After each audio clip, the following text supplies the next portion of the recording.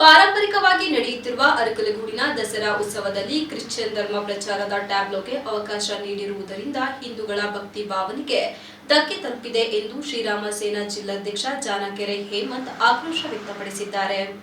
ಪತ್ರಿಕಾಗೋಷ್ಠಿಯಲ್ಲಿ ಶುಕ್ರವಾರ ಮಾತನಾಡಿದ ಅವರು, ಉತ್ಸವ ಪ್ರಾರಂಭವಾಗುವ ಮುನ್ನವೇ ವಿವಾದಾತ್ಮಕ ಟ್ಯಾಬ್ಲೋವನ್ನು ಶ್ರೀರಾಮ ಸೇನಾ ಜಿಲ್ಲಾ ಉಪಾಧ್ಯಕ್ಷ ಪುನೀತ್ ಕಾಳೇನಹಳ್ಳಿ, ತಾಲೂಕು ಅಧ್ಯಕ್ಷ ಅಮಿತ್, ನಗರ ಘಟಕದ ಅಧ್ಯಕ್ಷ ಅನಿಲ್ ಹಾಗೂ ಕಾರ್ಯಕರ್ತರು ಸ್ಥಳೀಯ ಪೊಲೀಸರ ಸಹಕಾರದಿಂದ ಹಿಂತೆಗೆದುಕೊಂಡರು ಎಂದು ತಿಳಿಸಿದರು.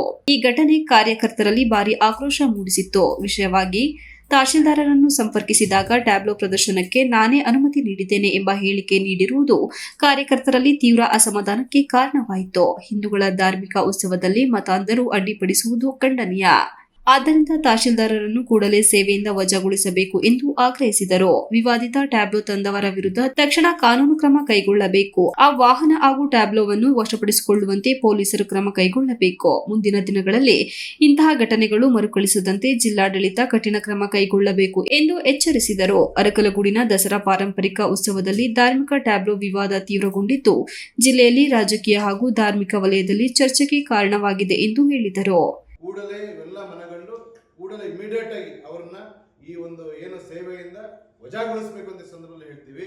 ಹಾಗೆ ನಾಳೆ ನಾವು ಅರಕಲಗೂಡಿನಲ್ಲಿ ರಸ್ತೆ ತಡೆ ಮಾಡುವಂತ ಕಾರ್ಯಕ್ರಮವನ್ನು ಕೂಡ ಇಟ್ಕೊಂಡಿದ್ದೀವಿ. ನಮ್ಮ ರಾಜ್ಯ ನಾಯಕರಿಗೆ ಬರ್ತಾ ಇದ್ದಾರೆ.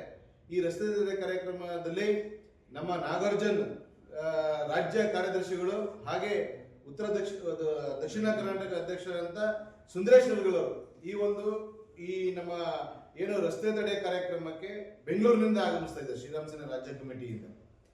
ನಮ್ಮ ಉದ್ದೇಶ ಇಷ್ಟೇ, ಸನಾತನ ಹಿಂದೂ ಧರ್ಮದ ಯಾವುದೇ ಒಂದು ದೇವಸ್ಥಾನ ಮಠ ಮಂದಿರಗಳಿಗೆ ಯಾವುದೇ ಒಬ್ಬ ಹಿಂದೂ ಕಾರ್ಯಕರ್ತರಿಗೆ ಹಿಂದೂಗಳಿಗೆ ಅನ್ಯಾಯ ಆದರೆ ನಾವಲ್ಲಿ ಶ್ರೀರಾಮ ಸೇನಾ ಸಂಘಟನೆ ಸಿಡಿದು ನಿಲ್ತೀವಿ ಅಂತಕ್ಕಂಥದ್ದು ಈ ಸಂದರ್ಭದಲ್ಲಿ ಎಲ್ಲರಿಗೂ ಹೇಳ್ತಕ್ಕ ಈ ವಿಚಾರವನ್ನು ಹೇಳ್ತಾ ಇದ್ದೀನಿ.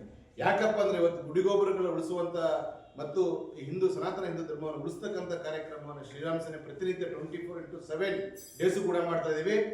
ಹಾಸನ ಜಿಲ್ಲಾದ್ಯಂತ ಎಲ್ಲ ತಾಲೂಕು ಕೇಂದ್ರಗಳಲ್ಲೂ ಕೂಡ ಮೊನ್ನೆ ಜಿಲ್ಲಾಧಿಕಾರಿಗಳಿಗೆ ಕೊಟ್ಟಿದ್ದೀವಿ.